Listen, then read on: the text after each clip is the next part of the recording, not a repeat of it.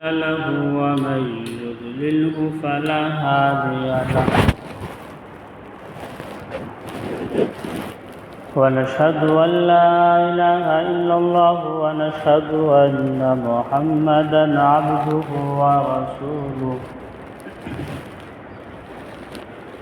أما بعد فأعوذ بالله من الشيطان الرجيم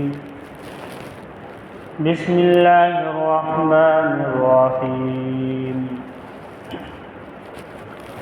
يا أيها الذين آمنوا اتقوا الله حق تقاته ولا تموتن إلا وأنتم مسلمون واعتصموا بحبل الله جميعا ولا تفرقوا واذكروا نعمة الله إذ كنتم أعداء فألف بين قلوبكم فأصبحتم بنعمته إخوانا وقال النبي صلى الله عليه وسلم وحبت محبتي للمتحابين فيا والمتجالسين فيا والمتباغلين فيا والمتوازرين فيا أو كما قال عليه الصلاة والسلام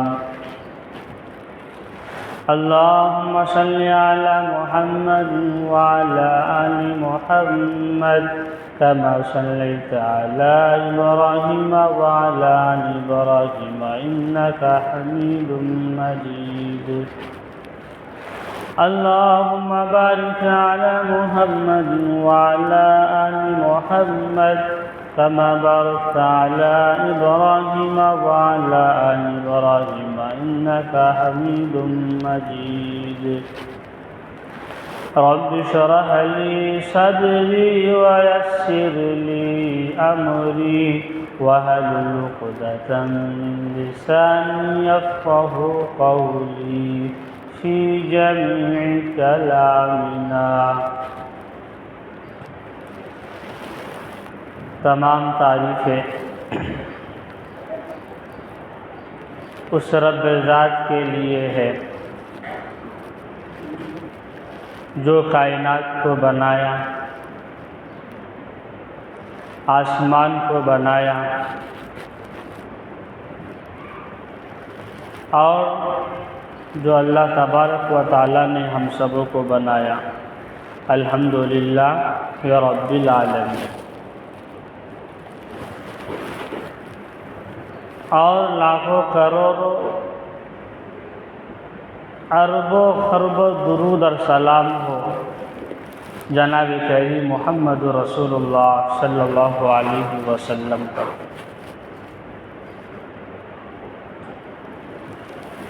لیکن اگر ہم پاک صاف آدمی بننا چاہتے ہیں، کیا پاک صاف آدمی اللہ کے بارگاہ میں، اللہ کے دربار میں بننا چاہتے ہیں اور ہمارے دل میں یوں تمنا بھی ہو کہ مجھے کسی ولی کی زیارت ہو جائے یا پھر مجھے نبی پاک صلی اللہ علیہ وسلم کی زیارت ہو جائے، تو ان کے لیے جو ہے صرف اور صرف درود شریف کا اہتمام کرنا ہے۔ کیا کرنا ہے؟ درود شریف کا اہتمام کرنا ہے۔ صبح بھی اور شام بھی اللہ کے نبی علیہ الصلاۃ والسلام کے اوپر کثرت سے درود پڑھنا ہے۔ اب مثال کے طور پر ہمارے خاندان میں جو ہمارے رشتہ دار، جو ہمارے مائیں اور باپ جو گزر گئے، اب ہم ان کو خواب میں دیکھنا چاہتے ہیں کہ میرے ابا کو میں کیسے خواب میں دیکھوں۔ میری ماں کو میں کیسی خواب میں دیکھوں، یا میری فلاں رشتہ دار کو جو ہے میں کیسی خواب میں دیکھوں۔ تو ان کے لیے جو ہے اللہ کے نبی علیہ الصلوۃ والسلام نے فرمایا درود شریف کا کثرت۔ کس کی؟ درود شریف کا کثرت۔ 2 رکعت رات میں نماز پڑھنے کے بعد درود شریف پڑھتے پڑھتے جو ہے اپنی بدن پر سو جانا ہے، اور ہمارے اس مرحومین کا کیا کرنا، ہمارے دل میں تصور کرنا ہے۔ کیا کرنا ہے؟ اس دل میں ہمارا تصور کرنا ہے۔ اگر یہ عمل آپ جو ہے یہ 1 مہینہ یا پھر 2 مہینہ کنٹینیو کرتے رہے تو مجھے یقین اور بھروسہ ہے کہ اللہ تبارک و تعالیٰ آپ کو جو ہے ضرور دکھائیں گے۔ لیکن آج ہم جو ہے عبادات بہت کم کرتے ہیں، جو کام آنے والی چیز ہے، جو آخرت میں کام آنے والی چیز ہے، کام آئے گا، ہم بہت کم عبادت کرتے ہیں۔ ہم جب سبحان اللہ کہتے ہیں تو سبحان اللہ سے اللہ کی ذات پاک نہیں ہوگی۔ کیا ہوگی؟ اللہ کی ذات پاک نہیں ہوگی۔ سبحان اللہ جب ہم الحمدللہ پڑھتے ہیں تو اللہ کی ذات پاک نہیں ہوگی۔ اللہ کی ذات جو ہے پہلے سے پاک ہے۔ اللہ کی ذات پہلے سے پاک ہے، لیکن اگر ہم سبحان اللہ کہتے ہیں تو ہمارا دل پاک ہوتا ہے، ہم پاک ہوتے ہیں۔ سبحان اللہ، الحمدللہ، اللہ اکبر جب کوئی بندہ پڑھتا ہے تو اللہ کی ذات میں پاکی ہونے والا نہیں ہے، لیکن یہ پڑھنے سے جو ہے ہم پاک ہوتے ہیں۔ ہم کیا ہوتے ہیں؟ پاک اور شفاف ہوتے ہیں۔ وَإِيَّايَ فَارْهَبُونِ۔ لیکن آج ہم جو ہے اللہ تبارک و تعالیٰ کی عبادت بہت کم ہوتی ہے ہم لوگوں سے، اور جب عبادت کرتے ہیں تو عبادت کے حال میں اور احوال میں ہمارے اندر ڈر کی کیفیت نہیں ہوتا۔ کیا نہیں ہوتی؟ ہمارے اندر ڈر کی کیفیت نہیں ہوتی کہ ہم جو ہے اللہ تبارک و تعالیٰ کی کس طریقے سے عبادت کرنی ہے، اللہ تبارک و تعالیٰ کا کس طریقے سے نام لینا ہے۔ یہ ہمارے اندر اگر جذبہ اور شوق پیدا ہو جائے تو ہمارا بیڑا جو ہے پار ہو جائے گا۔ قیامت کے دن، حشر میدان کے دن، جو آپ سب کو پتہ ہے کہ پل صراط سے گزرنا پڑے گا۔ کہاں سے گزرنا پڑے گا؟ پل صراط سے گزرنا پڑے گا۔ اگر ہماری اعمال اچھے ہیں، ہم دنیا میں جیسا برتاؤ کیے ہیں، ہم دنیا میں جس طریقے سے جیے ہیں، ہم دنیا میں جس طریقے سے اعمال کیے ہیں، اور وہ پل صراط سے جو ہے کافر بھی گزریں گے، اور وہ پل صراط سے جو ہے مشرک بھی گزریں گے، اور وہ پل صراط سے جو ہم سب بھی گزریں گے، اور وہ پل صراط سے جو یہودی بھی گزریں گے، اور وہ پل صراط سے جو نصرانی بھی گزریں گے، اور وہ پل صراط سے جو ہے ایمان والے بندے بھی گزریں گے، لیکن سب کا گزرنا الگ الگ ہوگا۔ کیا؟ سب کا گزرنا جو ہے الگ الگ ہوگا، اور ہمارا گزرنا جو ہے الگ ہوگا۔ آپ کو پتہ ہے کہ کفار مشرکین نے تو دنیا میں وہ اعمال ہی نہیں کرتے ہیں۔ کیا نہیں کرتے؟ دنیا میں عبادات کا اہتمام نہیں کرتے ہیں، تو اسی جگہ پر جو ہے اللہ تبارک و تعالیٰ پل صراط کے راستے سے کٹ کر کے گر جائیں گے۔ کفار مشرکین جو ہے وہ گزرنے نہیں پائیں گے، اسی وقت جو ہے گر جائیں گے۔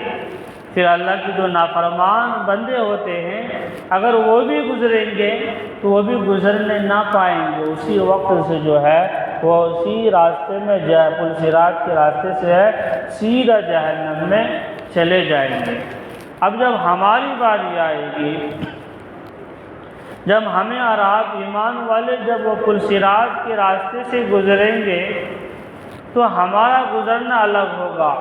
اگر ہم نے دنیا میں اچھے اعمال کیے ہیں، اگر ہم نے دنیا میں نمازوں کا اہتمام کیے ہیں، ان کا نمازوں کا اہتمام کیے ہیں، نماز اپنی وقت کے مطابق پڑھے ہیں، تو ہمارا گزرنا الگ ہوگا کہ دنیا میں ہم نے کسی کے آدمی کا جو ہے ٹھیس نہیں پہنچایا، کسی بندے کو جو ہے ہم نے تکلیف نہیں پہنچایا، اپنے ایذا کے ذریعے سے، اپنے ہاتھ کے ذریعے سے، اپنے پاؤں کے ذریعے سے، اپنے زبان کے ذریعے سے ہم نے کسی کو جو ہے کوئی تکلیف نہیں پہنچایا اور کسی کو پریشانی نہیں پہنچایا، تو وہ بندہ جب پل صراط کے راستے سے گزر جائیں گے تو ان کے لیے جو ہے جب گزر جائیں گے تو گزرتا رہے گا اور ان کا مقام اور منزل وہی رہے گا جہاں پہ جنت بنی ہوئی ہے۔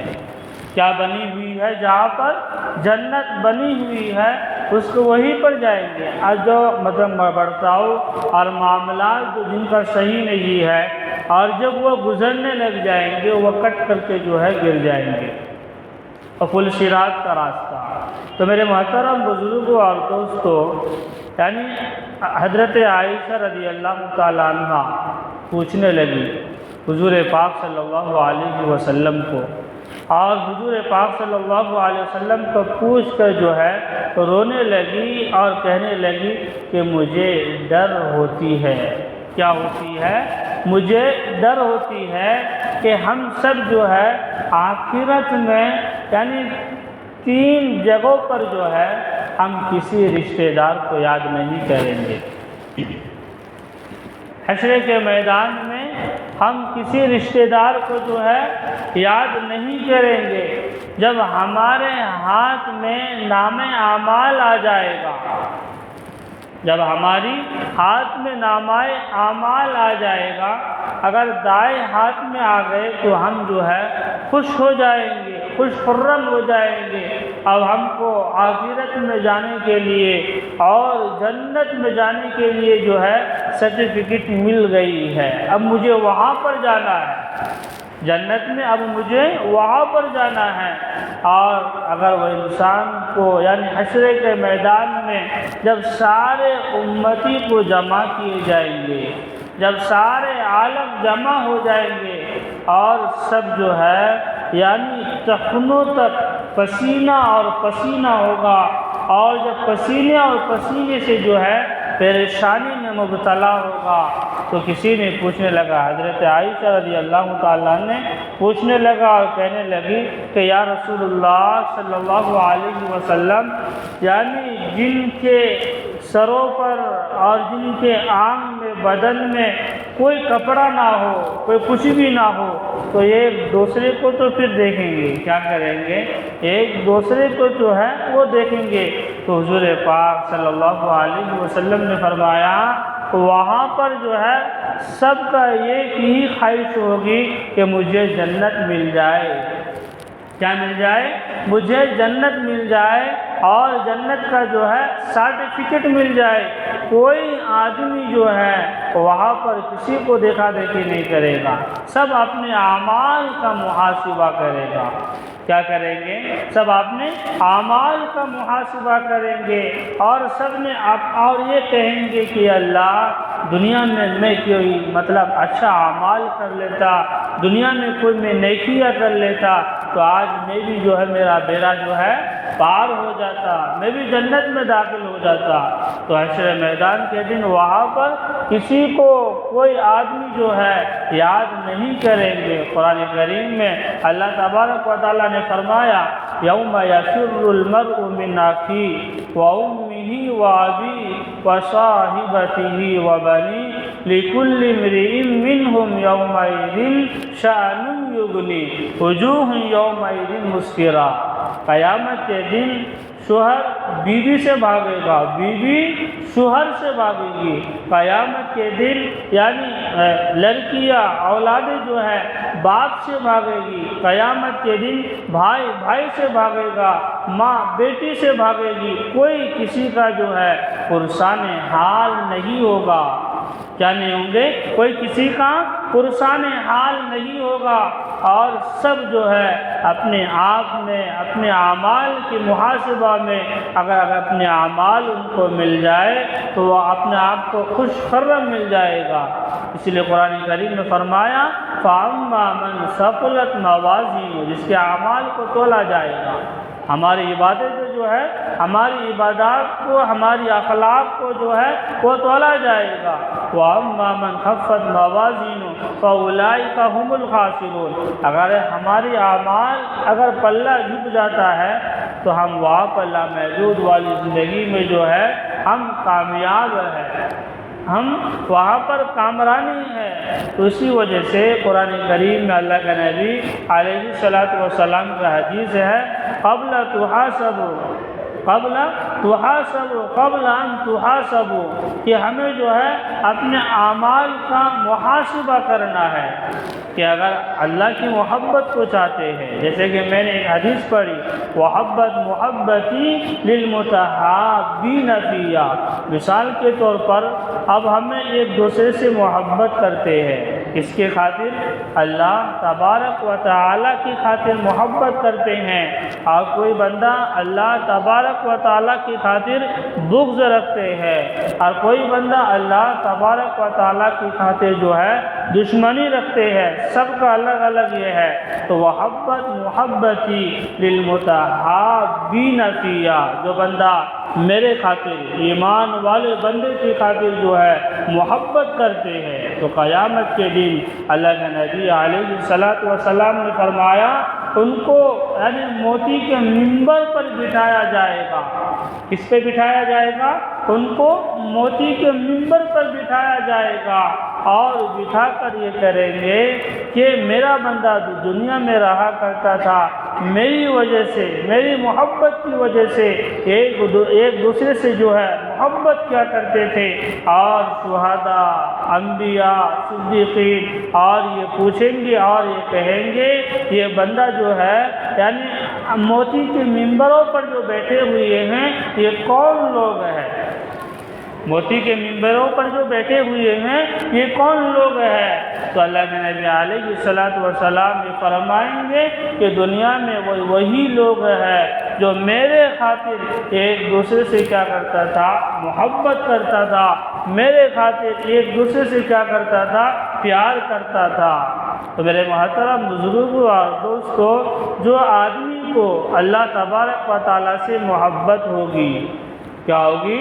جو آدمی کو اللہ تبارک و تعالیٰ سے محبت ہوگی تو اللہ تبارک و تعالیٰ کے تمام ارکان کو بجا لائے گا۔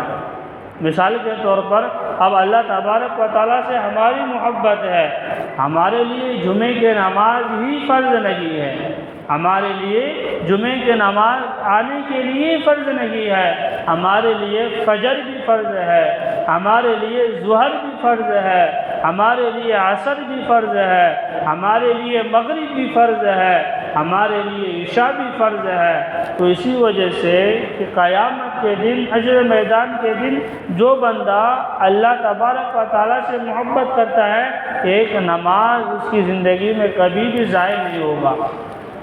کیا نہیں ہوگا؟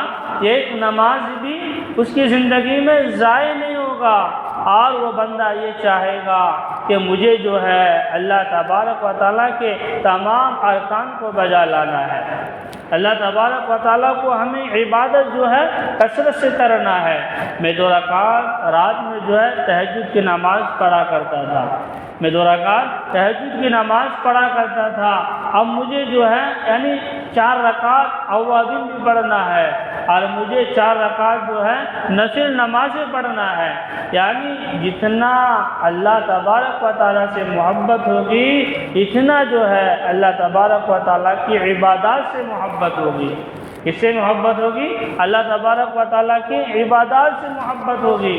حضرت امام اعظم ابو حنیفہ رحمۃ اللہ علیہ جسے ہمیں عراب جو ہے جس کے قائد ہے حضرت امام اعظم ابو حنیفہ رحمۃ اللہ علیہ، دن بھر جو ہے تدریس و تعلم میں، حدیث و تعلیم میں غور اور فکر کرتے تھے اور تدبر کرتے تھے اور خیال کرتے تھے، لیکن ان کا معمول یہ تھا یعنی رات میں جو ہے 100 رکعت نماز پڑھا کرتے تھے، 100 رکعت۔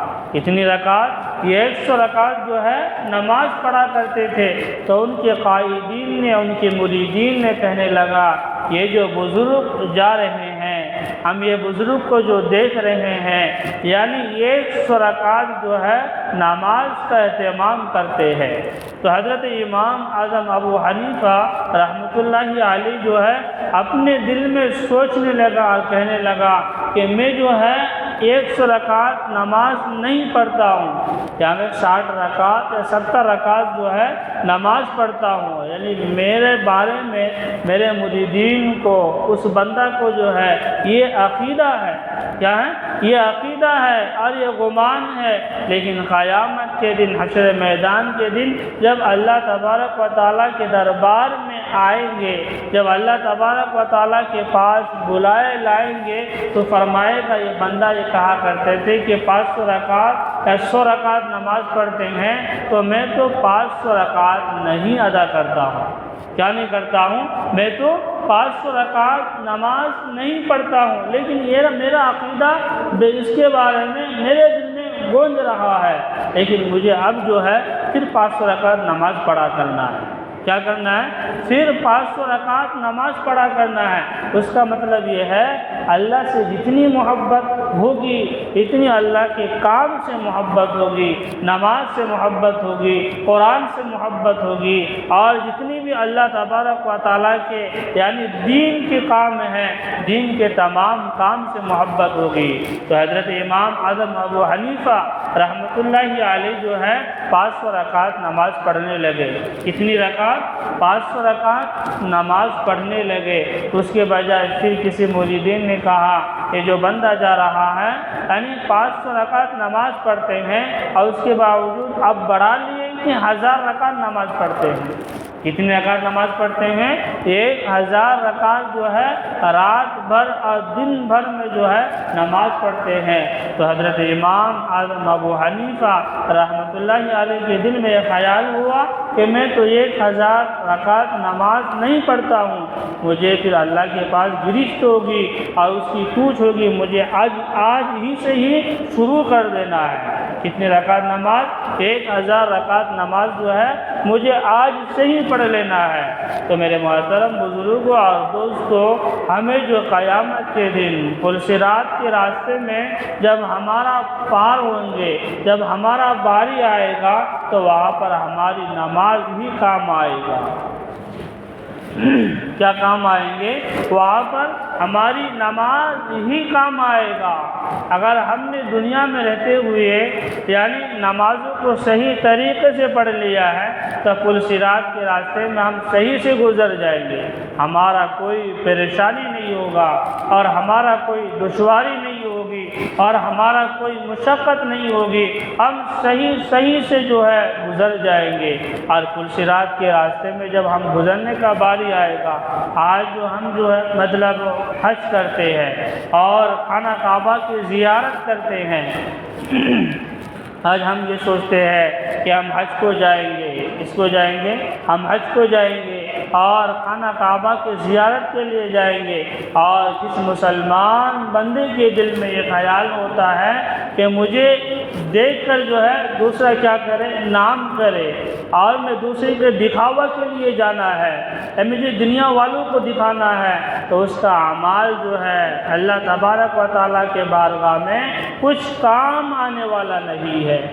کیا کرنے والا نہیں ہے؟ کچھ کام آنے والا نہیں ہے۔ اور پلصراط کے راستے میں اس کو یعنی پتہ چل جائے گا اور اس کو معلوم ہو جائے گا تو دنیا میں رہا کرتے تھے، اور جو دنیا میں تھے اور کس نیت سے اور کس ارادے سے وہ حج کیا ہے، تو جب گزریں گے تو گزرنے نہیں پائیں گے۔ کیا نہیں پائیں گے؟ جب گزریں گے تو گزرنے نہیں پائیں گے۔ اور اسی وقت جو ہے کٹ کر گر جائیں گے۔ اس کا نتیجہ یہ ہوگا کہ دنیا میں آدمیوں کو دکھاوے کے لیے جو ہے وہ حج کیا کرتے تھے۔ تو میرے محترم بزرگوں اور دوستو، اللہ تبارک و تعالیٰ سے ہماری جتنی محبت ہوگی، اللہ تبارک و تعالیٰ کے کام سے اتنی محبت ہوگی۔ قرآن کریم میں اللہ تبارک و تعالیٰ فرماتے ہیں وَيُطْعِمُونَ الطَّعَامَ عَلَىٰ حُبِّهِ مِسْكِينًا وَيَتِيمًا وَأَسِيرًا۔ ہم کسی غریب کی کیا کرتے ہیں؟ مدد کرتے ہیں۔ ہم کسی بیوہ کی مدد کرتے ہیں۔ ہم کسی ضرورت مند کی مدد کرتے ہیں، اس دنیا والوں کو دکھانے کے لیے نہیں۔ آپ کو یہ سوچنا ہے اور آپ کو دل میں یہ بٹھانا ہے کہ اللہ تبارک و تعالیٰ نے مجھے چنا، کیا کرے؟ اللہ تبارک و تعالیٰ نے مجھے پسند کیا ہے کہ اس کے بدولت سے، اسی وجہ سے میرے سے خدمت لے رہا ہے۔ کیا کر رہا ہے؟ میرے سے خدمت لے رہا ہے۔ میں غریب کی جو ہے کیا کر رہا ہوں؟ مدد کر رہا ہوں۔ میں بیوہ کی جو ہے کیا کر رہا ہوں؟ مدد کر رہا ہوں۔ اور میں ضرورت مند کی ضرورت کو کیا کر رہا ہوں؟ مدد کر رہا ہوں۔ لیکن یہ محبت کی خاطر کیا کر رہے ہیں؟ ہم جو ہے محبت کر رہے ہیں۔ تو میرے محترم بزرگوں اور دوستو، دنیا میں ہم جو جیتے ہیں یعنی نماز ہی کے لیے ہم پیدا ہوئے ہیں۔ کس کے لیے پیدا ہوئے ہیں؟ ہم نماز ہی کے لیے پیدا ہوئے ہیں۔ اگر ہماری 24 گھنٹے کی زندگی میں ہم نماز نہ پڑھے، کیا نہ کرے؟ ہم نماز نہ پڑھے، اور اللہ جانے اللہ بچائے، اور جو مسلمان نماز نہیں پڑھتے ہیں اور ان کا کیا حال ہوگا؟ جو مسلمان نماز نہیں پڑھتے ہیں اور ان کا کیا حال ہوگا؟ تو میرے محترم بزرگ اور دوستو، اللہ کے نبی علیہ الصلوۃ والسلام فرماتے ہیں، ایک مرتبہ مرزا جانے جانا ان کے غلام، ان کے مریدین تھے کہ مجھے جو ہے ایک سوئی کی ضرورت ہے۔ اس کی ضرورت ہے؟ مجھے ایک سوئی کی ضرورت ہے۔ تو ان کی خدمت میں رمضان کے دن میں بھی اور غیر رمضان کے دن میں بھی جو ہے یعنی آدمی لوگ جو ہے عبادت کرنے کے لیے اور اس کے فیوض و برکات کو جو ہے حاصل کرنے کے لیے آیا کرتے تھے۔ تو ان کے مریدین کو کہا کہ مجھے ایک سوئی کی ضرورت ہے، تو ایک سوئی لا کر دیے۔ تو ان کی اہلیہ کہنے لگی یہ سوئی تو موٹی ہے۔ کیا ہے؟ میں تو باریک سوئی لانے کے لیے کہی، لیکن آپ تو موٹی سوئی لا کر دیے، اور سوئی پسند نہیں آیا۔ جو آدمی غلام صاحب جو سوئی لا کر دیے اور اتنا زیادہ روئے، اتنا زیادہ روئے اور رونے لگے، تو کسی نے حال پوچھنے لگا اور کسی نے کہنے لگے کہ آپ اتنا زیادہ کیوں روتے ہیں؟ آپ اتنا زیادہ کیوں روتے ہیں؟ اور کہنے لگا کہ میری ایک طریقہ، ایک سوئی جو ہے میں وہ آدمی کو لا کر نہیں دے سکا، تو میری عبادت اللہ کے پاس کس طریقے سے کرنا ہے؟ کیا کرنا ہے؟ میری عبادت اللہ کو کس طریقے سے پسند آ رہا ہے؟ حضرت مولانا حاشم طائی رحمۃ اللہ علیہ جب عبادت کیا کرتے تھے، جب نماز پڑھا کرتے تھے، تو ان کے پاس آ کر ایک آدمی کہنے لگے کہ مولانا کہ آپ جو ہے بہت بہترین نماز پڑھتے ہیں۔ کیا پڑھتے ہیں؟ بہت بہترین نماز پڑھتے ہیں، اور نماز کے تمام ارکان کو جو ہے ادا کرتے ہیں اور صحیح طریقے کے مطابق پڑھتے ہیں۔ تو حضرت مولانا حاشم طائی رحمۃ اللہ علیہ فرمانے لگے اور کہنے لگے کہ میں جب نماز پڑھتا ہوں ایک جانب جنت کو رکھتا ہوں اور دوسرے جانب جو ہے یعنی جہنم کو رکھتا ہوں، اور میرے دل میں میں یہ خیال کرتا ہوں کہ میرے دائیں جانب جو ہے جنت ہے اور میرے بائیں جانب جو ہے جہنم ہے، اور میں قیامت اور پلسرات کا اور جہنم کا خوف اور منظر کا جو ہے میرے دل میں جو ہے تصور ہو رہا ہے، اور میرے دل میں جو ہے سما رہا ہے، اور میں اس کو خیال کرتا ہوں۔ کیا کرتا ہوں؟ میں اس کو خیال کرتا ہوں، تو اس طریقے کے مطابق میں کیا کرتا ہوں؟ نماز پڑھا کرتا ہوں۔ تو میرے محترم بزرگ اور دوستو، ہمیں اور آپ کو اپنے اوقات کے مطابق نماز پڑھنے کی جو ہے بہت ضرورت ہے۔ کیا ہے؟ نمازوں کو ضائع کرنے سے ہمارے گھروں کی برکتیں ختم ہو جاتی ہے، نمازوں کو چھوڑنے سے ہماری چہرے کی رونق جو ہے ختم ہو جاتی ہے۔ نمازوں کو چھوڑنے سے ہمارے گھروں میں جو ہے اطمینان نہیں ہوتا۔ ایک بہت بڑے چور آدمی تھے۔ کیا تھے؟ ایک بہت بڑے چور آدمی تھے۔ تو بادشاہ اور بادشاہ کی بیوی جو ہے یعنی اپنے آپ میں گفتگو ہو رہی تھی، اپنے آپ میں جو ہے بات چیت چل رہی تھی، بات اس بات پہ چل رہی تھی کہ میری بیٹی کی شادی جو ہے، میری بیٹی کی شادی مجھے ایک ایسا پاکیزہ اور مقدس اور پاک صاف لڑکا سے کرانا ہے جو تمام قرآن کریم کے ارکان کو بجا لاتا ہو اور جو نماز کو اپنے اہتمام کرتا ہو اور جن کے اخلاق اچھا ہو۔ تو اتفاقاً جو ہے وہ چور آدمی جو ہے وہ بادشاہ کے بات کو چھپ کر کے جو ہے سن رہا تھا، چھپ کر کے سن رہا تھا اور یہ کہہ رہا تھا کہ بادشاہ جتنے بھی بات اپنے بیوی سے کر رہے تھے ان کی بات کو پورے نے سن لیا۔ تو چور کے دل میں یہ خیال آیا، چور کے دل میں یہ خیال آیا کہ میاں بیوی کے درمیان جو بات ہو رہی تھی، بات اس بنا پر ہو رہی تھی کہ میری بیٹی کو جو ہے ایک اچھا دیندار گھرانے کے آدمی کو دینا ہے، اچھا مہذب والے آدمی کو دینا ہے جس کا اخلاق اچھا ہو اور 5 وقت نماز اس کی زندگی میں ہوتی ہو۔ اب وہ چور آدمی جو ہے بازو مسجد تھی اور جبہ قبہ لگا کر جو ہے بازو مسجد میں عبادت کرنے کے لیے بیٹھ گئے اور وہاں پر جو ہے تسبیحات پڑھنے لگے، وہاں پر وظائف کرنے لگے اور تسبیحات کا نوافل اور اوابین پڑھتے رہے۔ تو بادشاہ نے اپنے غلام کو بھیجا، کیا کیا؟ اپنے غلام کو بھیجا اور بھیج کر یہ کہنے لگے وہ آدمی سے جا کر کہیے اور ان کو یہ سنائیے کہ بادشاہ کی ایک بیٹی ہے اور ان کی بیٹی کے رشتہ اور نکاح جو ہے آپ کی خدمت میں دینا چاہتی ہے۔ کیا کرنا چاہتی ہے؟ آپ کی خدمت میں دینا چاہتی ہے، لیکن کسی کی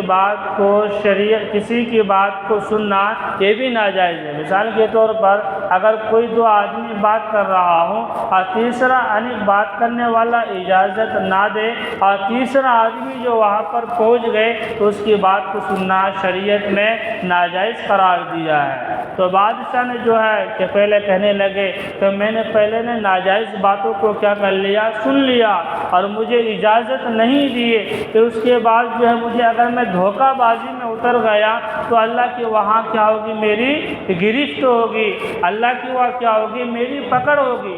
یعنی چور آدمی کو جو ہے اللہ نے ایک ایسا دل میں وسوسہ پیدا کیا، ایک ایسا دل میں جو ہے قرن پیدا کی کہ چوری میں جو ہے اترنے نہیں چاہ اور کہنے لگا کہ میں جو وہاں پہنچا ہوں لیکن مجھے اب اللہ مل گیا ہے۔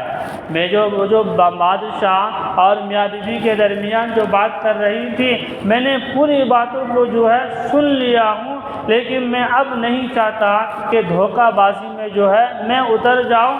اب مجھے اللہ مل گیا ہے، اللہ نے مجھے کیا کر دیا، میری زندگی کو بدل دیا ہے۔ تو نماز کے ذریعے سے جو ہے تجارت کرنے والا آدمی بھی بدل سکتا ہے، نماز سے جو ہے شرابی والا آدمی جو ہے نماز کے ذریعے سے بدل سکتا ہے، چور والا آدمی جو ہے نماز کے ذریعے سے بدل سکتا ہے۔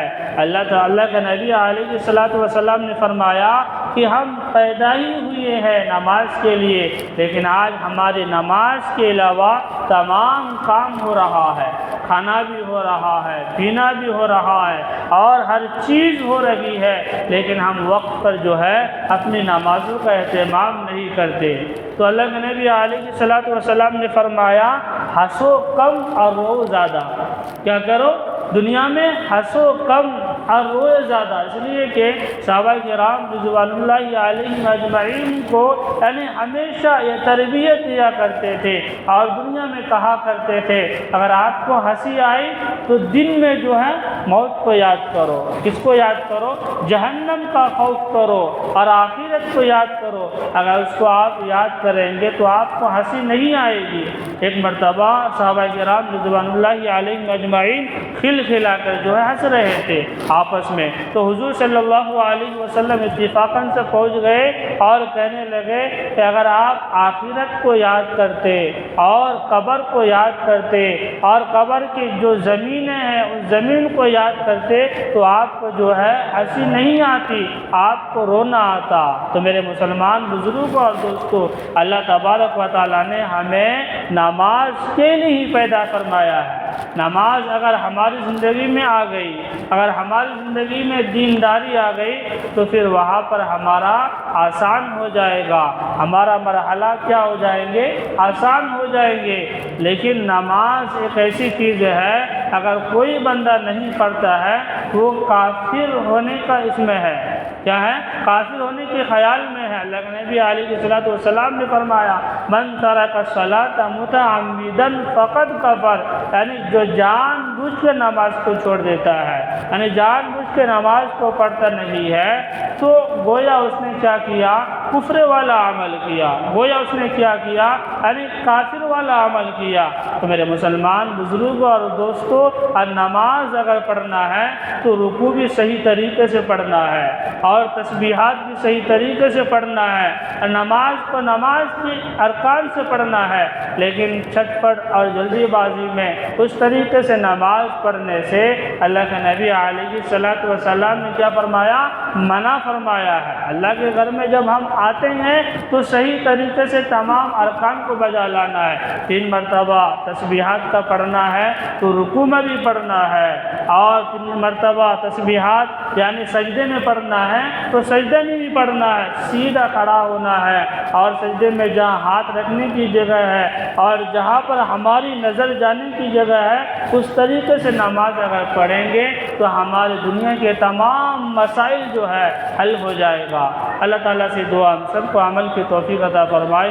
وآخر دعوانا الحمدللہ رب العالمین۔ جو حضرات سنت نہیں پڑھے ہیں وہ سنت سے فارغ ہو جائے۔